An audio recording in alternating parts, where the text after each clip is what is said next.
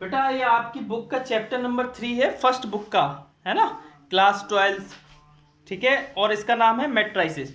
जब हम पढ़ते थे बेटा क्लास में, ये मतलब ये हायर क्लासेस में, तब हमारी क्लास 11th में था ये चैप्टर। किस में था? 11th में। लेकिन अब बुक चेंज हो गई है। अब क्या है, आपके में एनसीईआरटी चलने लगी है। पहले हम लोग की एमपी बोर्ड में एनसीईआरटी नहीं चलती थी, तो उस समय हम 11th में ये टॉपिक पढ़ते थे।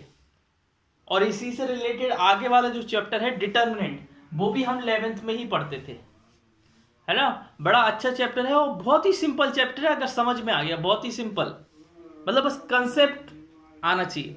और इसका बेटा इतना यूज है, कंप्यूटर साइंस जो कंप्यूटर लोग लेते हैं ना, आगे चल के कंप्यूटर इंजीनियर बनते हैं, वो लोग यूज करते हैं मैट्रिसेस का टू सॉल्व, कहते हैं ना, कॉम्प्लेक्स कैलकुलेशंस होते हैं, जो कई लीनियर इक्वेशंस को सॉल्व करने के लिए जो कैलकुलेशन की जाती है, वो मैट्रिसेस के थ्रू की जाती है। अब जैसे मान लो आपके पास एक इक्वेशन है, मान लो a2x+1 = 3, तो इसको तो आप सॉल्व कर लोगे ना। एक इक्वेशन है, एक वेरिएबल है, बोलो कर पाओगे कि नहीं कर पाओगे? कर लोगे। अब देखो, अगर वही मैं दे दूं 2x+3y = 4 और 7x = 8y = 5, इसको भी आप कर लोगे, क्योंकि ये यूनिक सॉल्यूशन की कैटेगरी में आता है ना, तो आप कर सकते हो। बोलो कर सकते हो कि नहीं कर सकते हो? आराम से कर सकते हो। अगर हम दे दें आपको 2x+3y +4z = 9, 4x+3y +7z = 8 और x + y + z = 9। अब ये 3 इक्वेशन है और 3 वेरिएबल है, इसको भी कहीं ना कहीं टेढ़ा मेढ़ा करके, लंबा तिरछा करके सॉल्व कर लेंगे। अगर मान लो 4 होती, 5 होती, 10 होती, हजारों होती, तब कैसे करते? तब हम नहीं कर पाते। उसी उसी के लिए आया मैट्रिसेस। मैट्रिसेस क्या करता है, जो लीनियर इक्वेशंस होती हैं, लीनियर ट्रांसफॉर्मेशन होते हैं, उनको सॉल्व करना बहुत इजी होता है ना। जो आप देखना, साइंटिफिक कैलकुलेटर होते हैं बेटा, साइंटिफिक कैलकुलेटर होते हैं। साइंटिफिक कैलकुलेटर में क्या रखो, डायरेक्ट वैल्यूज रख दो, आपको आंसर मिल जाता है कि this will be the answer. जब आप इंजीनियरिंग करेंगे या कोई बड़ी ऐसी जगह पे जाएंगे जहां मैथ का हायर लेवल पे पढ़ाया जाएगा या यूज होगा, तब आपको साइंटिफिक कैलकुलेटर यूज करने पड़ते। उन साइंटिफिक कैलकुलेटर में आप इन मैट्रिसेस को जैसे ही फीड करेंगे, आपको आंसर मिल जाए। क्यों? उसमें पहले से वो प्रोग्राम बना के रख दिया है कि मैट्रिसेस को कैसे सॉल्व किया जाता है, इसलिए मैट्रिसेस आपके में आया है। मैट्रिसेस क्या होता है, कैसे इसमें कितने टाइप के होते हैं, क्या क्या ऑपरेशन लगते हैं, क्या क्या इसके थ्रू हम कर सकते हैं, वो हम सब यहाँ पर पढ़ेंगे। लेकिन आपको सिंपल सा ये याद रखना है कि मैट्रिसेस का यूज क्यों रहता है, क्या रहता है। ठीक है। अच्छा, मानो जी है, विवेक है ना, संध्या है, अनु है, ठीक है, 3 बच्चे। ठीक है। अगर मान लो कि पेंसिल और इरेजर लेने जा रहे हैं, विवेक ने 2 पेंसिल ली, 3 इरेजर ली, संध्या ने 3 पेंसिल ली, 2 इरेजर ली, अनु ने 4 पेंसिल ली, 5 इरेजर ली, है ना। तो हम इस तरीके से लिख सकते हैं ना, कि इससे हमें पता चल रहा है ना कि विवेक ने कितनी पेंसिल ली, 2 पेंसिल, विवेक ने कितनी इरेजर ली, 3 इरेजर। अभी हमें लीनियर इक्वेशंस को सॉल्व नहीं करना है कि हम 8-10 लीनियर इक्वेशन दे रहे हैं उसको। अभी हमें मैट्रिक्स से इंट्रोडक्शन लेना है कि मैट्रिसेस होते क्या हैं, वो कैसे हम रिप्रेजेंट करते हैं, उसमें क्या प्रॉपर्टीज होती है, वो देखना है। हम इसको ऐसे भी तो लिख सकते थे बेटा, पेंसिल इधर लिख दिया, इरेजर इधर लिख दिया, और विवेक, संध्या और अनु इधर लिख दिया। बोलो। अब हम बोल सकते हैं कि विवेक ने कितनी पेंसिल ली, 2, इरेजर कितनी ली, 3, संध्या ने कितनी ली, 3, 2, अनु ने कितनी ली, 4, 5। क्या हम ऐसे भी तो लिख सकते हैं? ऐसे में कोई दिक्कत है क्या? बोलो, लिख सकते हैं ना। अब हमको ये बताओ बेटा, जो ऐसी लंबी वाली लाइनें होती हैं वो क्या कहलाती हैं? लंबी वाली लाइनें, नहीं नहीं, वो कहलाती कॉलम। क्या कहलाती है बेटा? कॉलम। और इनको वर्टिकल बोलते हैं, लंबी वाली वर्टिकली, जो वर्टिकल होते हैं ना वो उनको कॉलम बोलते हैं। क्या बोलते हैं बेटा? कॉलम। दिमाग में बैठा लो, क्योंकि इस बार मैट्रिक्स आ गया और ऑब्जेक्टिव आना है 2 नंबर 3 नंबर के। अगर नहीं समझा तो दिक्कत हो जाएगी। ये लंबा लंबा जो होता है वो होता है कॉलम, और जो ऐसा ऐसा हॉरिजॉन्टली होता है वो होता है रोज। क्या होता है बेटा? रोज। इसको वर्टिकल बोलते हैं, वो सॉरी हॉरिजॉन्टल बोलते हैं। क्या बोलते हैं? हॉरिजॉन्टल। बोलो, पहले इधर बताओ, आराम से समझेंगे, कोई दिक्कत नहीं है। आज की क्लास, कल की क्लास, 2 दिन हम कंसेप्ट समझने में निकालेंगे। कोई दिक्कत है यहां तक?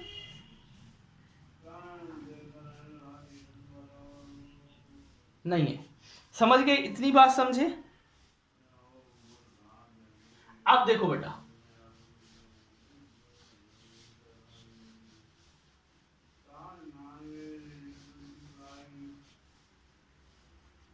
एक मिनट। हाँ, देखिए, ये मैट्रिसेस हो गए। अब मैट्रिसेस की अगर हम सही डेफिनेशन बोलें तो क्या बोलेंगे? मैट्रिसेस क्या होता है बेटा?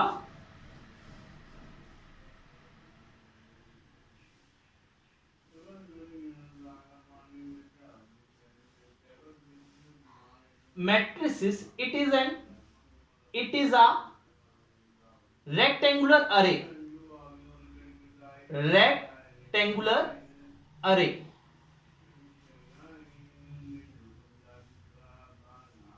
of numbers और फंक्शंस।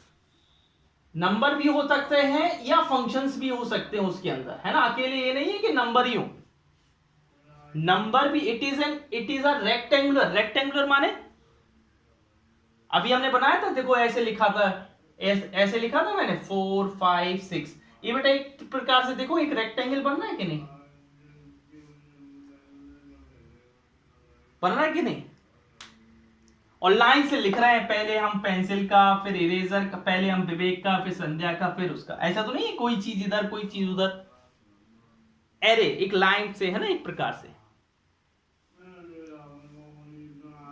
बोलो, इधर तक कहीं दिक्कत? एक रेक्टेंगुलर एरे होता है जिसके अंदर क्या होते हैं? विच कंटेन ऑफ नंबर्स और फंक्शंस, है ना। नंबर्स और क्या होते हैं? फंक्शन। समझ में आया?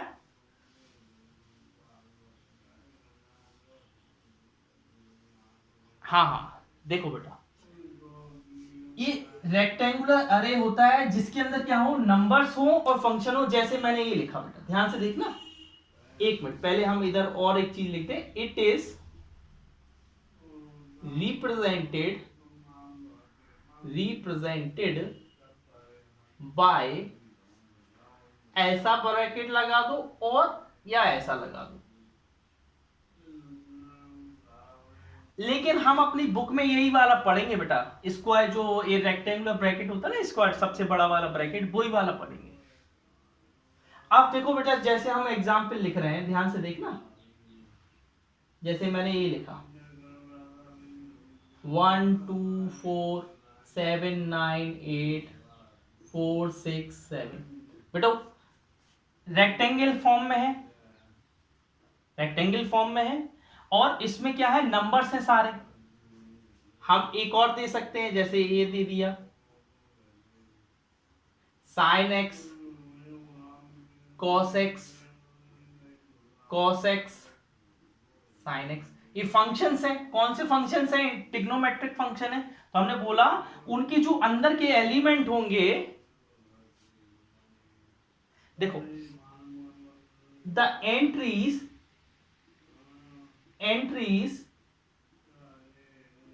ऑफ मैट्रिक्स, मैट्रिक्स की जो एंट्रीज होंगी, एंट्रीज माने जो उनके अंदर चीजें लिखी होंगी, उनको क्या बोलेंगे? एलिमेंट्स बोलेंगे, आर कॉल्ड एलिमेंट्स। उनको क्या बोलते हैं बेटा? एलिमेंट्स बोलते हैं।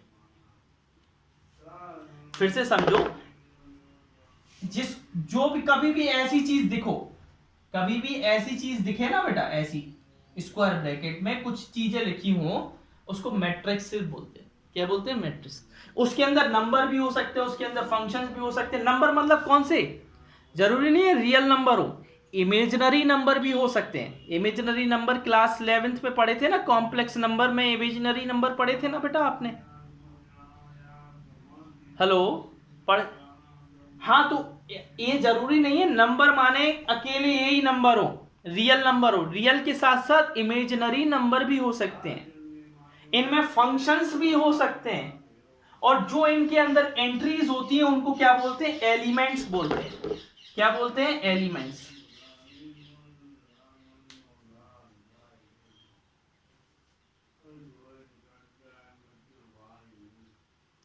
बताओ बेटा।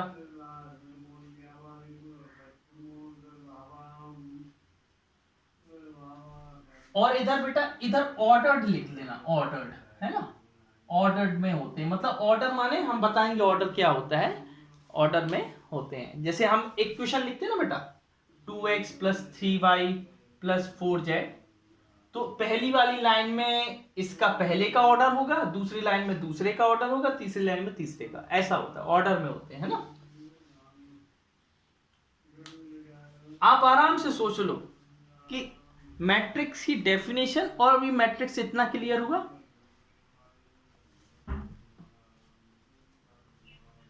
अनु, कोई दिक्कत आपको?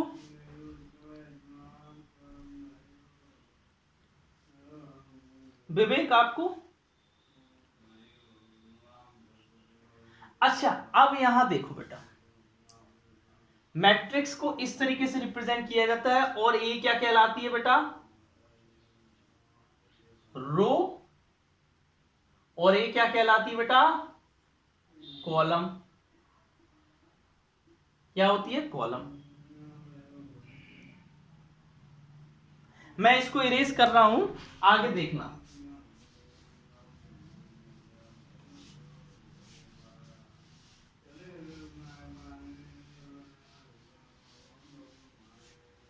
अच्छा देखो बेटा, order of matrix, order of matrix, matrix का ऑर्डर जानते हो क्या होता है? अच्छा हमें ये बताओ बेटा, चलो बेटा, चलो चलो ध्यान से देखो, श्रुति ध्यान से देखना बेटा, इधर लिखा है 1 2 3 4 5 6, क्या होगा बेटा? इसमें रोज कितनी है? रो कितनी है? रो 3, और कॉलम कितने हैं? 2। तो इसका ऑर्डर क्या हुआ? इसका ऑर्डर क्या हुआ? 3 × 2। इसको आप ऐसे दो तरीके से पढ़ सकते हो, 3 × 2 और 3/2,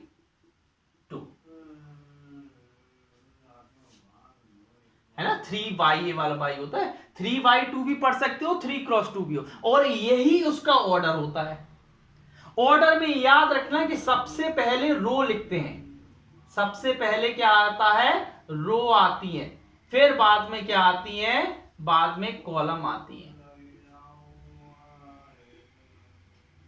ये इंपॉर्टेंट है कि पहले रो आएगा, ये चाहे कुछ भी हो जाए। अगर मैट्राइस में पहले कुछ लिखा है तो वो रो ही लिखा है कि इसमें इतनी रो है, और बाद में कुछ लिखा है तो इसमें ये पता चलेगा वो उतनी कॉलम है। बताओ, अब पहले ऑर्डर समझ में आया कि नहीं?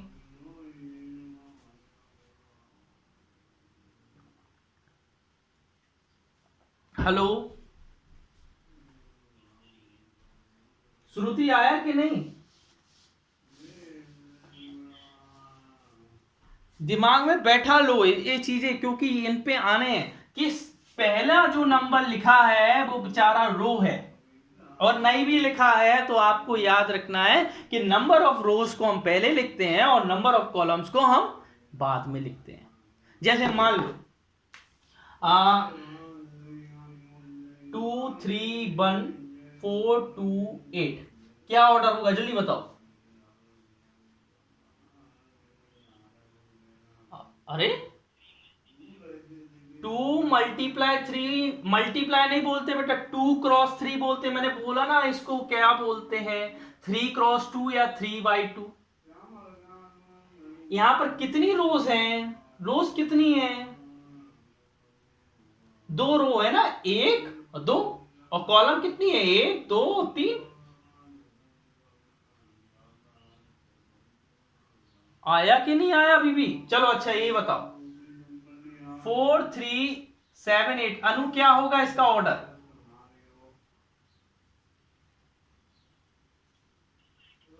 हाँ 2/2 या 2 क्रॉस 2। अच्छा चलिए 1 4 8 क्या होगा ऑर्डर? अरे हाँ 3/1, वेरी गुड। 1 4 6 क्या होगा ऑर्डर? 1/3, very good. समझ बात को, बात की गहराइयों को समझो।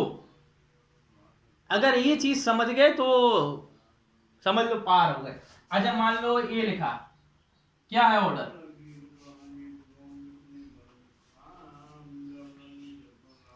1/1, वेरी गुड, है ना। अगर ये लिखा है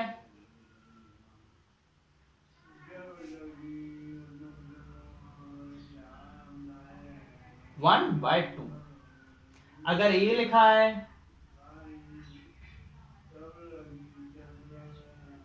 तब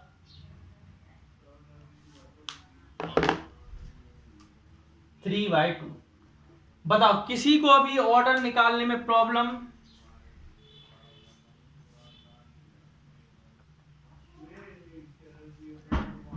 ऑर्डर निकालने में प्रॉब्लम तो नहीं है किसी को?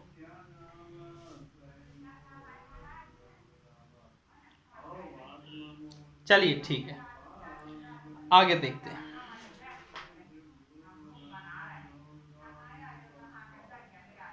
चलिए ठीक, मैं इरेज कर दूं इसको।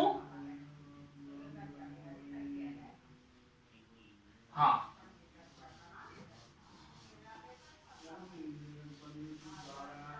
संध्या आ गया कि नहीं आया?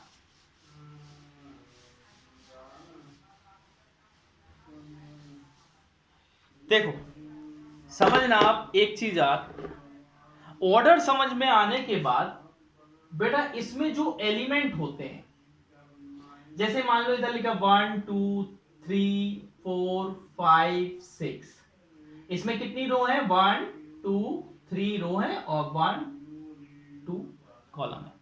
तो बेटा इन एलिमेंट को रिप्रेजेंट कैसे करते हैं, जो एलिमेंट होते हैं उनको रिप्रेजेंट कैसे करते हैं? जैसे मान लो ये फर्स्ट एलिमेंट है, उसमें उसको जैसे हम इसको एलिमेंट को रिप्रेजेंट करना बताएं तो फर्स्ट एलिमेंट को क्या बोलेंगे, फर्स्ट रो और फर्स्ट कॉलम, तो A11।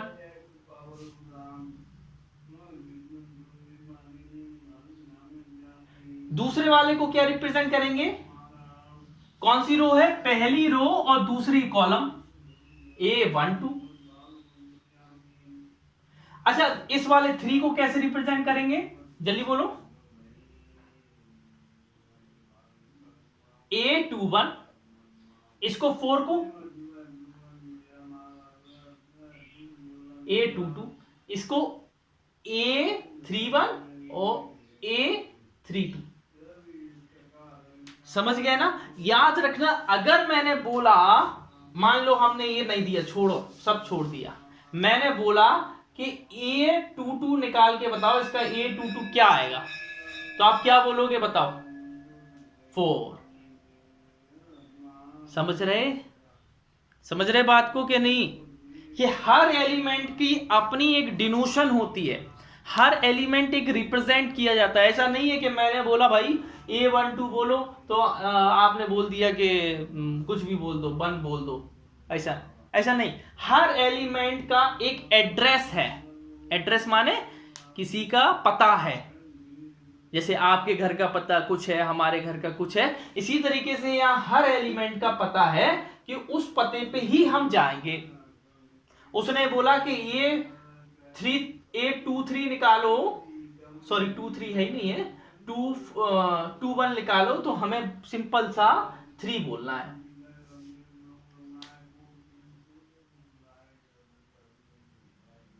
बोलो संध्या, आया कि नहीं आया?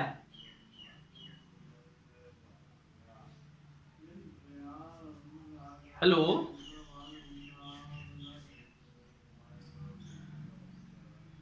आया कि नहीं आया बेटा? आ गया, चलो ठीक है। अब देखो बेटा,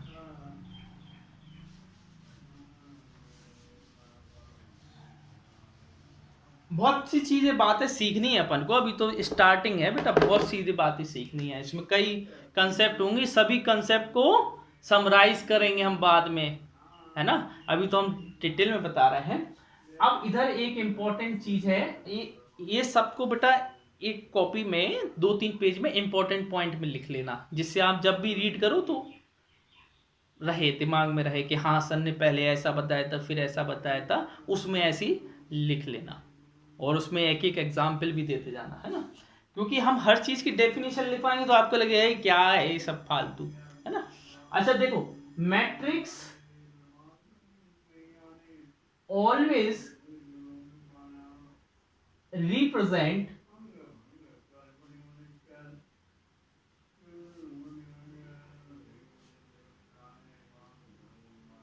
बाय कैपिटल लेटर। बेटा आपको क्लास 11th में मैंने सेट बताया था, बोला था ना सेट। सेट कैसे रिप्रेजेंट किए जाते? कैपिटल लेटर से। ए सेट है, उसमें 1 2 3 कोई एलिमेंट है 3, बोला था कि नहीं बोला था? इसी तरीके से मैट्रिक्स भी क्या किए जाते हैं, कैपिटल लेटर से रिप्रेजेंट किए जाते हैं। जैसे मान लो एक कोई मैट्रिक्स है, उसको ऐसे रिप्रेजेंट करेंगे 1 2 1 3, ठीक है, समझ गए, है ना।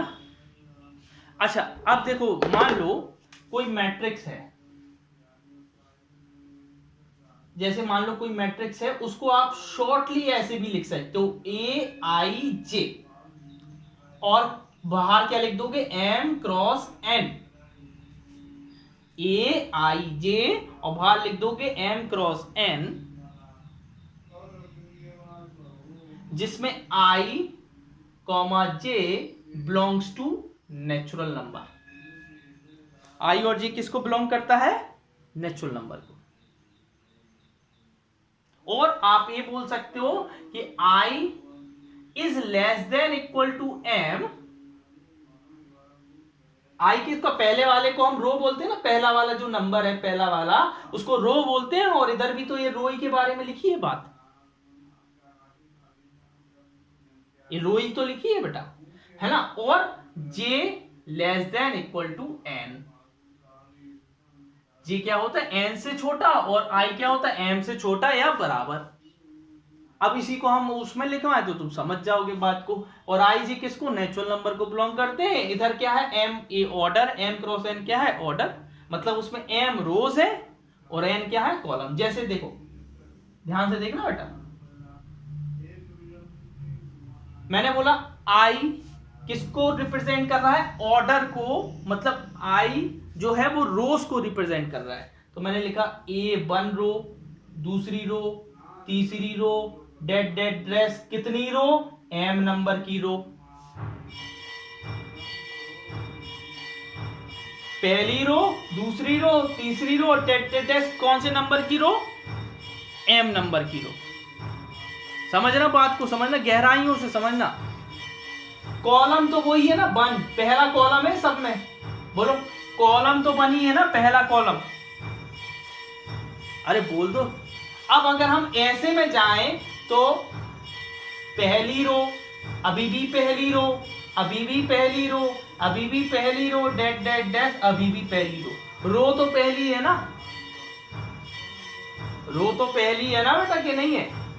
लेकिन कॉलम इधर पहला है तो इधर दूसरा, इधर तीसरा, इधर चौथा, इधर पांचवा और इधर एनवा कॉलम। कौन सा कॉलम है? एनवा कॉलम।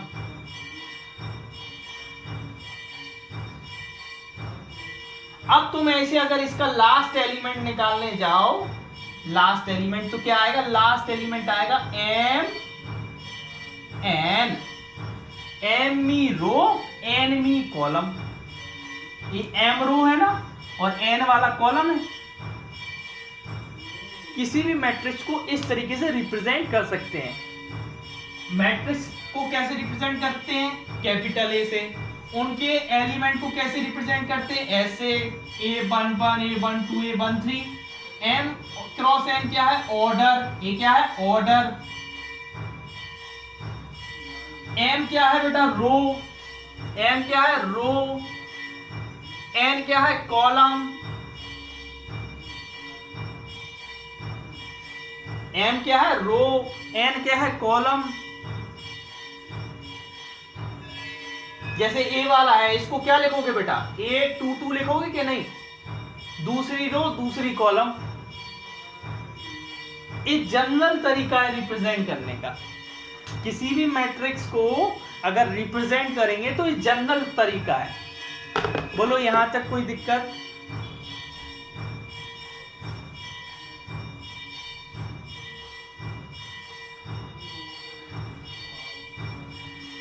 इस समय डेली मंदिर की घंटी बजती है, मतलब आप लोग को भगवान आशीर्वाद देने आ जाते हैं कि भैया तैयारी करो जबरदस्त। चलो देखो, हाँ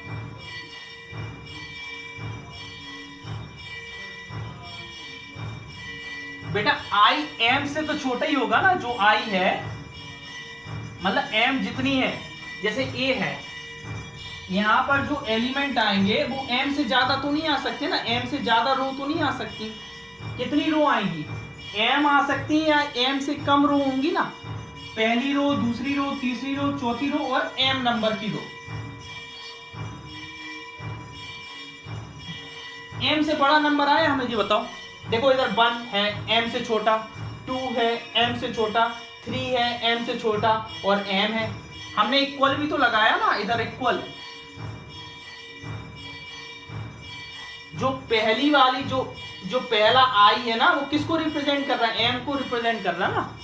और जो जे है वो किसको रिप्रेजेंट कर रहा है? एन को।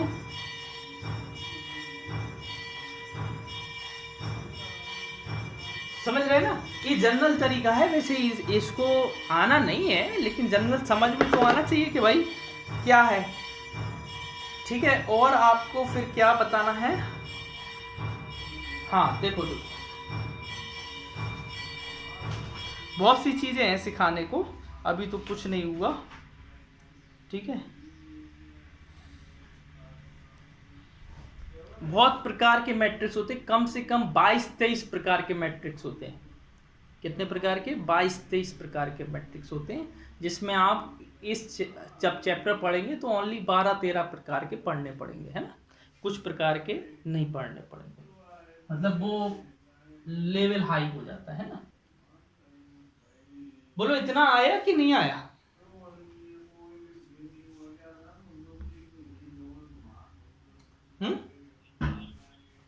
चलो तो इतना ही रेस कर।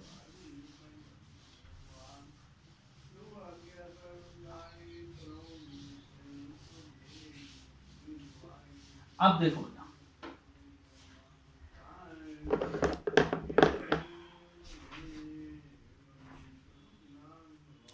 चलिए देखिए, column matrix.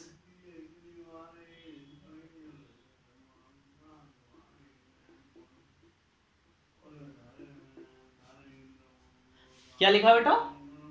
Column matrix. Column matrix जानते हो बेटा क्या होता है? जिसमें केवल एक ही कॉलम हो। 1 2 3 4 5, इसमें क्या हो बेटा, कॉलम एक ही हो, मतलब m क्रॉस 1। इधर तो क्या है बेटा, कितनी है, 1 2 3 5 है ना, 5 क्रॉस 1। अगर हम इसी को जनरल फॉर्म में लिखें तो क्या लिखोगे, A1 1, A1 2, सॉरी A21 लिखना, A31, A41, date date dash AM1। मतलब कॉलम एक ही रहेगी, आपकी रोज m रह सकती हैं, m क्रॉस n। समझ गए ना, मतलब ऐसा मैट्रिक्स, सुनो बेटा, ऐसा मैट्रिक्स जहां पर J तो वेयर, जहां पर J तो आपका क्या है, 1 है, लेकिन I क्या है, less than equal to m है। J तो 1 है लेकिन I m से छोटा है। एक डंडी हो सीधी लिखी हो, जिसमें ऐसा बोल सकते हैं कॉलम मैट्रिक्स, जो कॉलम माने क्या होता है, जो कॉलम जैसा दिखे, जो लंबी लाइन दिखे, कॉलम मैट्रिक्स। बोलो समझ रहे कि नहीं समझ रहे बेटा? अरे बात आओ, अरे हाँ तो ना बोल दो यार, समझ गए बात को, है ना? अब आती है आपकी अनु जी, आप समझ गए बेटा? हाँ, रो मैट्रिक्स। बेटा जो हम क्वेश्चन आपको भेजते हैं वो हम नहीं चेक करते, हम आपको आंसर्स भेज देते हैं। अगर आपका कुछ मिस्टेक निकलता है या नहीं बनता है तो आप तो एक तो क्लास में पूछ सकते हो, एक मैं हर किसी की कॉपी शेयर कर देता हूँ, तो उससे भी मिला सकते हो आप, है ना? और दूसरी बात, मैं आंसर भी भेज देता हूँ, अगर आंसर से मैच नहीं कर रहे हैं तब भी आप बोल सकते हो, है ना? क्योंकि चेक करना मुश्किल रहता है ना। अच्छा, रो मैट्रिक्स। रो मैट्रिक्स माने क्या होता है, जैसे मान लो ए लिखा है 1, सॉरी ये कॉमा नहीं, कॉमा वॉमा नहीं लिखते इसमें, 2 3 4, रो कितनी है, 4, कॉलम कितने हैं, सॉरी रो कितनी है, 1, कॉलम कितने हैं, 4। इसको ऐसे रिप्रेजेंट कर सकते हैं बेटा, A11, A12, dash dash dash A1n। मतलब रो तो आपकी एक ही रहेगी लेकिन कॉलम आपकी कई रहेंगी।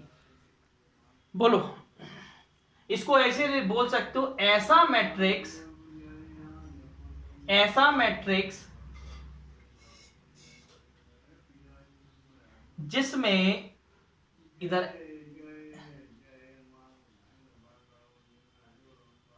m क्रॉस 1, इधर क्या लिखेंगे, 1 क्रॉस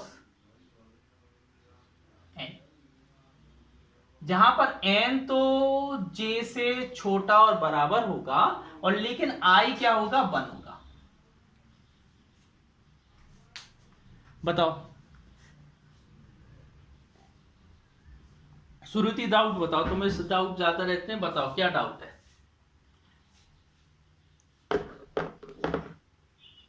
कोई डाउट नहीं, तुम्हें डाउट नहीं तो फिर किसी को डाउट नहीं, हम ये समझेंगे। बताओ, अगर हो तो बताओ, बोलो। अभी नहीं है पक्का, चलो ठीक है। अब आ जाओ, जिस चीज से पूरी कहते हैं ना, पूरा खानदान लगा हुआ है, वो चीज आने वाली है अब।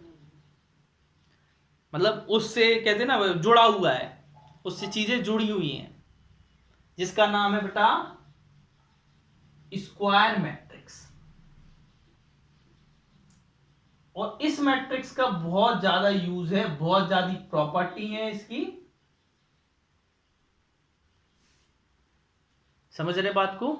स्क्वायर मैट्रिक्स, स्क्वायर मैट्रिक्स में कुछ नहीं है बेटा। स्क्वायर मैट्रिक्स में क्या होता है, जैसे 1 2 3 4 5 6 2 1 4, स्क्वायर मैट्रिक्स में क्या है, जो m क्रॉस n है, मतलब ये तो 3x3 है ना, 3x3, इसको अगर मतलब इसमें जितनी रोज होंगी उतनी ही कॉलम होनी चाहिए। वो कैसा दिखना चाहिए, स्क्वायर जैसा दिखना चाहिए। कैसा दिखना चाहिए, स्क्वायर जैसा दिखना चाहिए। बोलो, आई बात समझ में?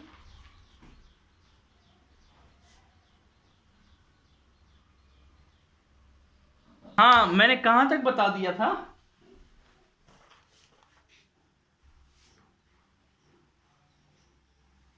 कहां तक बता दिया था मैंने?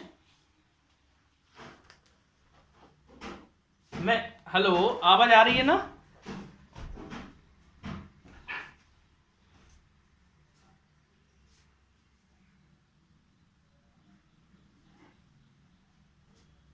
चलिए देखिए, मैं स्क्वायर मैट्रिक्स बता रहा था। स्क्वायर मैट्रिक्स बहुत इंपॉर्टेंट मैट्रिक्स है। क्यों इंपॉर्टेंट मैट्रिक्स है? क्योंकि बेटा इसका जो यूज है, इसका जो मतलब जो इसको बहुत ज्यादा है, और इससे रिलेटेड कई कॉन्सेप्ट हैं। इससे रिलेटेड कई कॉन्सेप्ट हैं और इसका यूज बहुत ज्यादा है। ठीक है। अब स्क्वायर मैट्रिक्स में सिंपली बात क्या होती है, जितनी रोज होती है उतने ही कॉलम होते हैं। स्क्वायर मैट्रिक्स की इंपॉर्टेंट बात क्या है कि उसमें जितनी रोज होती हैं उतनी ही कॉलम होती हैं। A square matrix, a square matrix has equal number of rows and column। ऐसा बोल सकते हो, ऐसा मैट्रिक्स जिसमें ए आई जे लिखा हो, जिसमें ऐसा लिखा, इसको हम बोल सकते हैं a matrix of order M. अब इसको हमें एम क्रॉस एम बोलने की जरूरत नहीं है। इसको हमें एम क्रॉस एम बोलने की जरूरत नहीं है, क्योंकि ये सिंपल सा रोज भी उतना ही है, कॉलम भी। तो हम ऐसा बोल सकते हैं मैट्रिक्स ऑफ ऑर्डर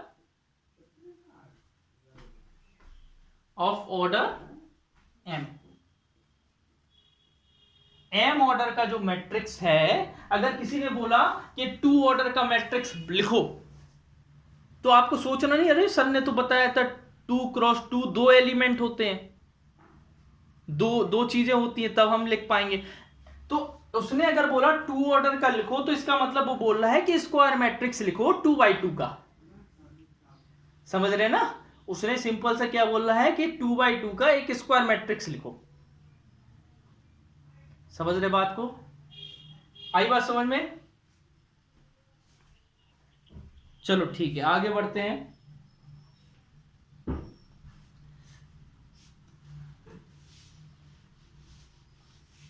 जहां समझ में नहीं आए कुछ तो पूछ लेना, यस है ना? आपने तो काफी क्लास मिस कर दी, हमें लगता है सुबह से आपकी नींद नहीं खुलती है। ऑर्डर एम माने किस ऑर्डर का है, कितनी रोज है उसमें। ऑर्डर एम माने कितनी रोज है। अभी हम एम क्रॉस एन लिखते थे ना, इसलिए हम एम क्रॉस एन ऑर्डर लिखते थे, क्योंकि उसमें रोज अलग रहती थी, कॉलम अलग रहते थे। लेकिन यहां पर रो और कॉलम सेम है, इसलिए हम डायरेक्ट बोलेंगे कि ये ऑर्डर एम का है। इस मैट्रिक्स को किस ऑर्डर का बोलोगे, जल्दी बोलो। ये वाला मैट्रिक्स लिखा किस ऑर्डर का है? अरे 3 ऑर्डर का है भैया। एम माने जनरल फॉर्म है, M is a general form.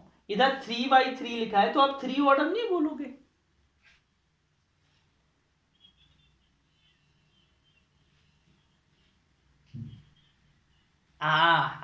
समझ गए ना? टेंशन नहीं लो, तुम तो पूछते जाओ, हम तो बताने को बैठे हैं ना। अच्छा देखो, एक और चीज, डायगोनल एलिमेंट किसी के मैट्रिक्स में डायगोनल एलिमेंट क्या होते हैं ना? Diagonal element of matrix, of any matrix, कोई भी मैट्रिक्स में डायगोनल एलिमेंट क्या होते हैं वो आप देख लो बेटा। बेटा डायगोनल एलिमेंट क्या होते हैं हम आपको बता रहे हैं। अगर मान लो कोई मैट्रिक्स है AIJ M क्रॉस N का, M क्रॉस N का, ठीक है। तो डायगोनल एलिमेंट क्या होंगे, देखो बेटा डायगोनल एलिमेंट होंगे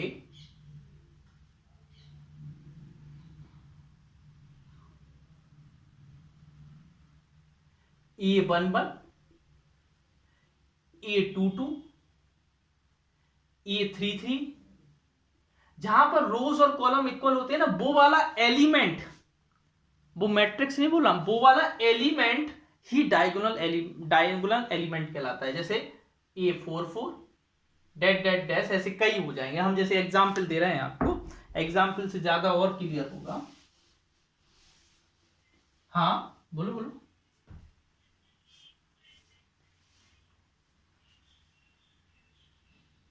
अरे वाह, ये होता है देखो लॉजिकल दिमाग, ये तो डायगोनल एलिमेंट है। क्या है, A11 है, ये क्या है A22 है, ये क्या है A33 है।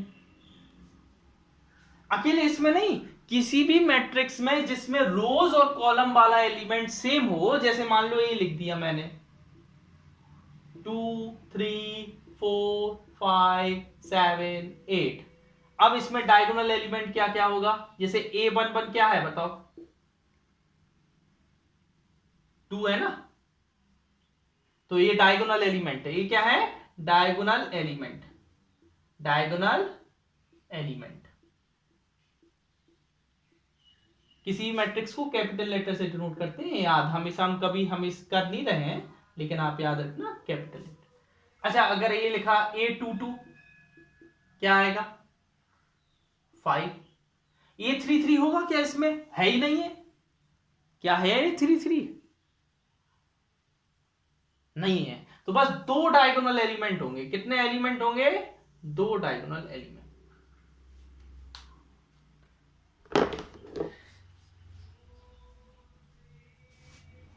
बात की गहराइयों को समझो, आप हिंदी में लिख लो उतनी जगह कि डायगोनल एलिमेंट वो होते हैं, ऐसे एलिमेंट जिसकी रोज और कॉलम वाला नंबर सेम होता है।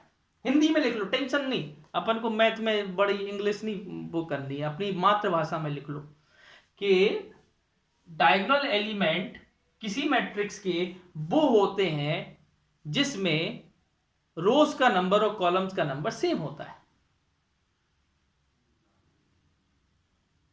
या ऐसा बोल सकते हो, ऐसा बोल सकते हो, मैं इधर लिख दे रहा हूं, चलो, ऐसे एलिमेंट जैसे ए लिखा AIJ M क्रॉस N, जहां पर ऑल एलिमेंट्स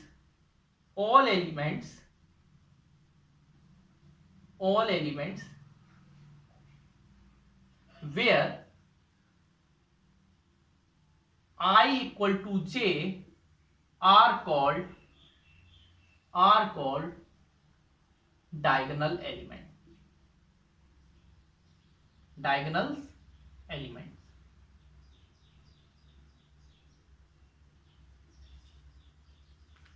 वीडियो बन रही है, टेंशन नहीं, अगर एक आध कंसेप्ट, लेकिन आप अभी भी ध्यान से देखो, वीडियो पूरी बन रही है ना। कल की भी मैंने कोशिश करके बना दी थी कैसे जैसे तैसे, है ना।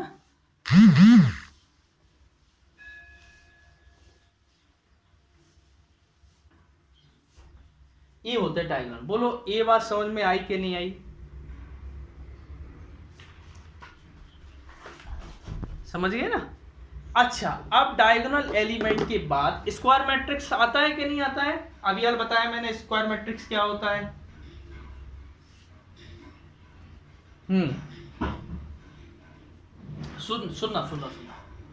सुनना बेटा, अब आएगा डायगोनल मैट्रिक्स। अभी ये हमने डायगोनल एलिमेंट बताए थे, एलिमेंट अंदर होते हैं, मैट्रिक्स पूरे को बोलते हैं।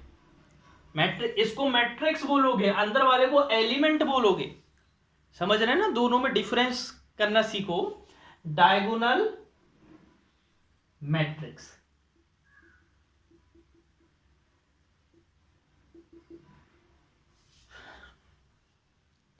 डायगोनल मैट्रिक्स कुछ नहीं बेटा, देखो मैं तुमको एग्जाम्पल दूं, बड़ा मजेदार मैट्रिक्स कहलाता है।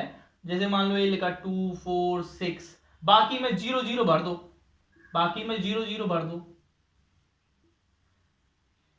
ठीक है ना। लेकिन एक बात याद हो ना बेटा, डायगोनल मैट्रिक्स स्क्वायर मैट्रिक्स ही डायगोनल मैट्रिक्स हो सकता है। जो स्क्वायर मैट्रिक्स है वही डायगोनल मैट्रिक्स हो सकता है। देखो डायगोनल मैट्रिक्स होने के लिए दो कंडीशन है। पहला, स्क्वायर मैट्रिक्स होना जरूरी है। क्या होना जरूरी है? स्क्वायर मैट्रिक्स होना जरूरी है। लिख लो हिंदी में, होना, हम तो इंग्लिश में लिखवा दें, ठीक है ना, जरूरी है। दूसरा, डायगोनल एलिमेंट को छोड़कर बाकी एलिमेंट 0 होना जरूरी है। डायगोनल एलिमेंट को छोड़कर all the element except diagonal element remain 0। जिसको इंग्लिश में लिखना हो वो इंग्लिश में लिखो, all the element except the diagonal element remain 0। Diagonal element को छोड़कर, राइटिंग वगैरह हमारी नहीं देखना कि सर की राइटिंग इतनी खराब है तो हम भी कल से खराब लिखेंगे। डायगोनल एलिमेंट को छोड़कर बाकी सभी 0 होंगे, 0 होंगे, है ना। आ गया? बोलो।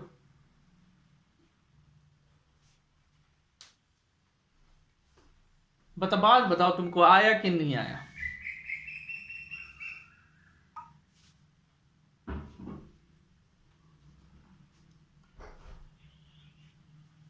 कौन सा वाला? दूसरा वाला? दूसरा वाला बेटा देखो, ये क्या है? डायगोनल एलिमेंट है ना, इनको छोड़कर बाकी जो बचे हुए एलिमेंट है वो 0 है कि नहीं है? तो हमने क्या लिखा? डायगोनल एलिमेंट को छोड़कर, डायगोनल एलिमेंट को, ये जो बीच के डायगोनल एलिमेंट है ना, उनको छोड़कर बाकी जो कुछ है सब शून्य होंगे, सब 0 होंगे। क्या होंगे? सब 0 होंगे।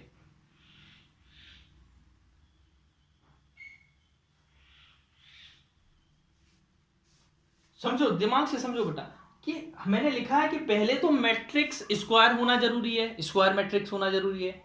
स्क्वायर मैट्रिक्स होने के बाद डायगोनल एलिमेंट, बीच के जो एलिमेंट है उनको छोड़कर बाकी सब 0 होना है। अगर 0 नहीं है तो वो डायगोनल मैट्रिक्स नहीं है।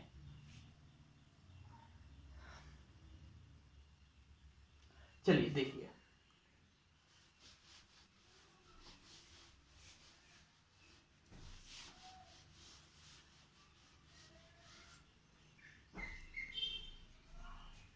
देखिएगा आगे। मैं वॉच ले लूं।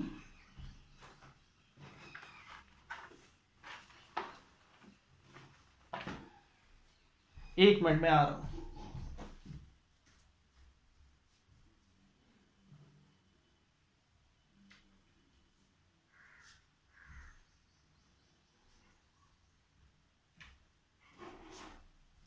चलो ठीक।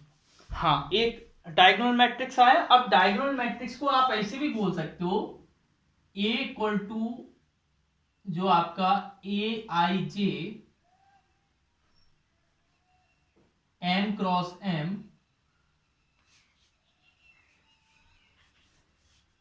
ठीक है। इसमें दो कंडीशन बनेगी, a i j equal to 0,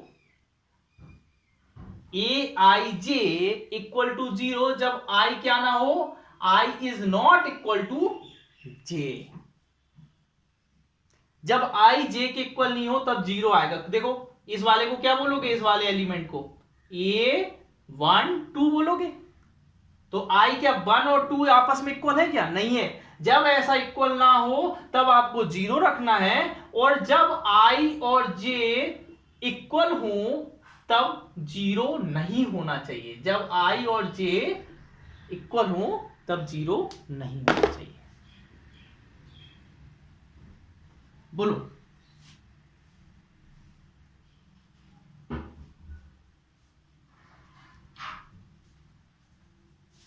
बोलो बेटा।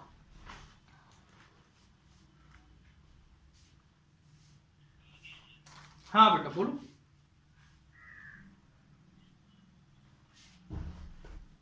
बेटा अच्छा अच्छा ठीक है, तो फिर हम इधर फिनिश करते हैं, तो पूछो डाउट। बेटा ये इधर थोड़ा थोड़ा मिस्टेक लिखवा दिया है।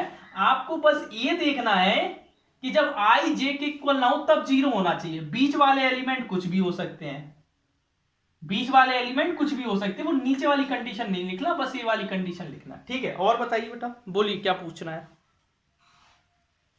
पूछिए बेटा।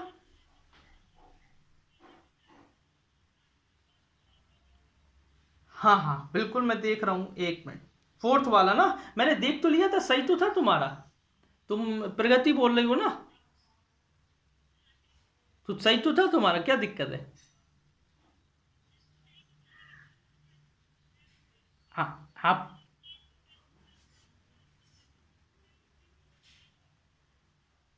मैं एक मिनट क्वेश्चन लिख दूं फिर तुम बताना, रुको हम क्वेश्चन ला रहे हैं।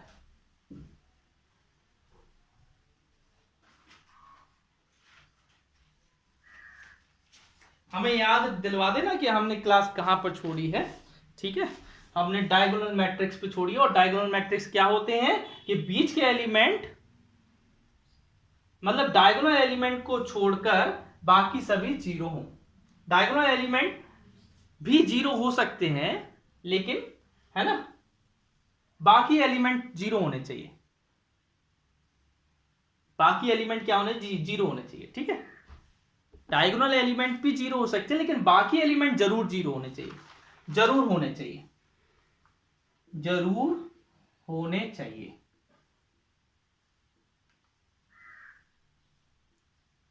हाँ बेटा हम क्वेश्चन लिख रहे हैं आपका।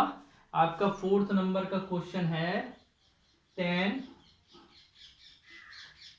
2 tan इनवर्स 1/5 माइनस π/4। हाँ पूछो, अब क्या पूछ रहे हो इसमें?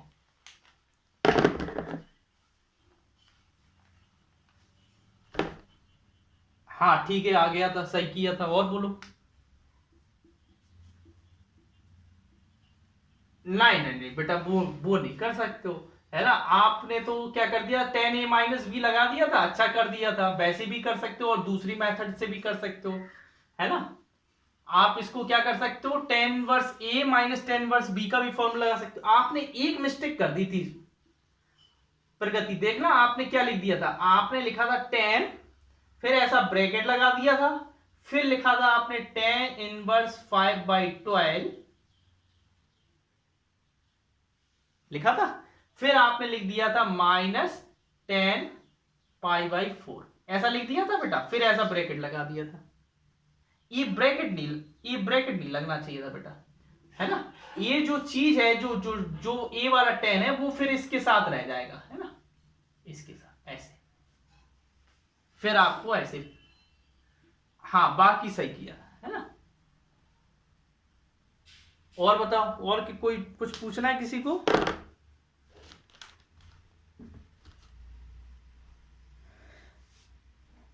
अरे बताओ भाई, कुछ पूछना हो तो बताएं। हाँ हाँ। भाई 10 से 10 कट जाएगा तो उसने काटा है, बाद में कटेगा नहीं, मतलब खत्म हो जाएगा, निपट जाएगा, है ना, हट जाएगा, वो हट जाएगा, ऐसा बोल सकते हैं, फाइव, है ना।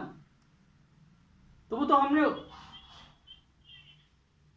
मल्टीप्लाई नहीं, मत, हमने उसने फॉर्मूला लगाया 10a - b का, उसने ये वाला फॉर्मूला लगाया बेटा, उसका दिमाग अलग चला, है ना। हम समझ गए थे कि उसने ये वाला फॉर्मूला लगाया, लेकिन वो ऐसा भी लगा। तुम्हारा आंसर सही आया क्या? बस तो फिर ठीक है, कोई दिक्कत नहीं।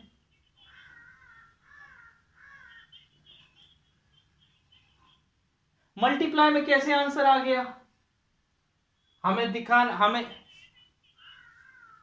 हमें तुम, चलो हमें पर्सनली उसका स्क्रीनशॉट भेज देना जितना आपने किया था।